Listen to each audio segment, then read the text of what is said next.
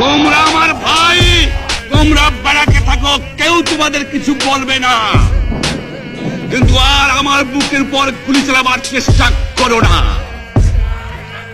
ভালো হবে না।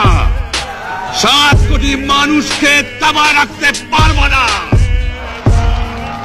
আমরা যখন মরতে শিখেছি তখন কেউ আমাদের দবাতে পারবে না।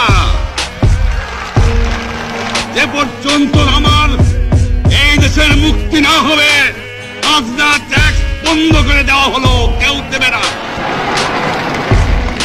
তবে অনুরোধ করছি, আপনারা আমাদের ভাই, আপনারা দেশকে একেবারে জাহান্নামে ধ্বংস করে দিয়েন না।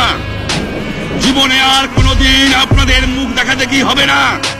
যদিও আমরা শান্তিপূর্ণভাবে আমাদের ফয়সলা করতে পারি, তাহলে অন্তপক্ষে ভাই ভাই হিসেবে বাস করার সম্ভাবনা আছে।